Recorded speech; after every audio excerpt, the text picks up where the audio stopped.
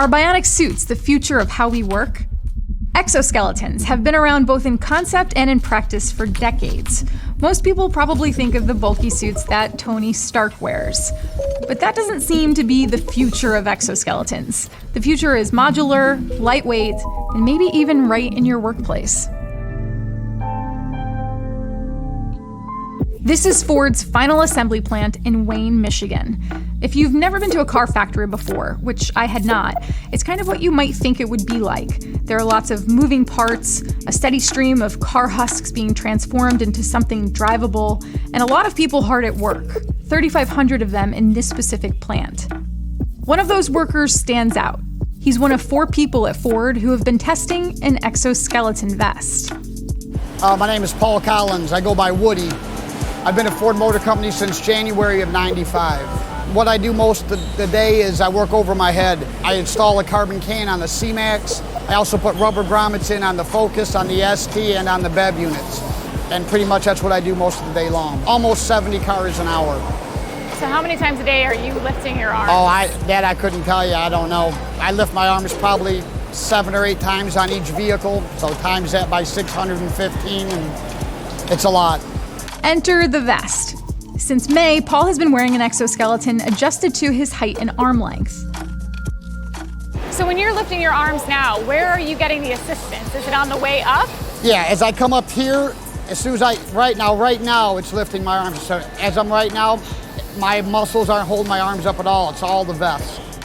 Paul told me there was a pretty significant adjustment period, and that wearing the vest was at first like wearing a new pair of boots. But after a few weeks, he was sold. The energy level I have now versus what I had before is 100% different. Now that when I go home at night, my wife says, let's go somewhere, I jump up, get in the shower. I have more energy to do things around the house. My grandkids come over, I can play with them, versus going home, plopping on the couch and feeling like you're dead until you got to go to sleep and get up and come and do it all over again the next day. For Ford, the exoskeleton is not about giving people superhuman strength. It's more about preventing injury caused by repeating the same motion hundreds or even thousands of times a day. We're trying to further reduce the amount of injuries that we have in our plants. But if you look at the body parts that are still getting injured, it's predominantly the shoulder. That's our #1 joint for injury. It's also the longest to return to full functionality and most costly, just because of the soft tissues in your shoulder. So we're really trying to prevent shoulder injuries in our assembly plant. That's Marty Smets. He's an ergonomics engineer who works on human systems and virtual manufacturing at Ford. He's the one who's been evaluating different options for exoskeletons and ultimately decided to work with the company Exo on this vest. How many people right now are using this? So we only have 4 right now in the Michigan area. So we've got a couple at Flat Rock Assembly and a couple at Michigan Assembly. And they've been using them pretty much full-time since May. How much do they cost? The devices are around $6,500 a piece. Yeah, it really doesn't feel like I'm carrying 9 extra pounds. I think I felt worse after Thanksgiving dinner than I feel right now. That's probably 11 or 12 extra pounds if you eat like I do. Speak for yourself. Yeah. The vest that Ford is trying out happens to not have any electronics in it, but some exosuits do, like this lower body exoskeleton from Sudex,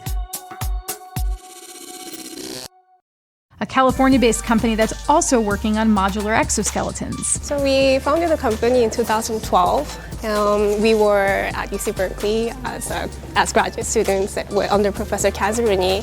What problem were you and your team hoping to solve when you decided to make these? We're hoping to solve a problem that people have without replacing the people for industrial use.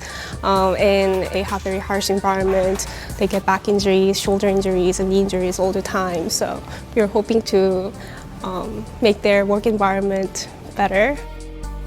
And do these have electronics in them?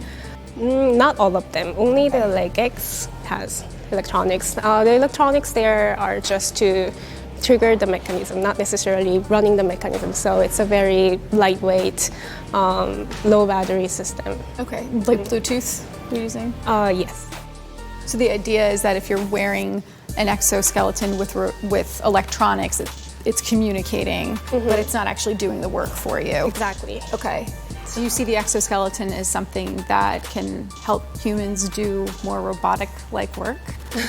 Humans do robotic work.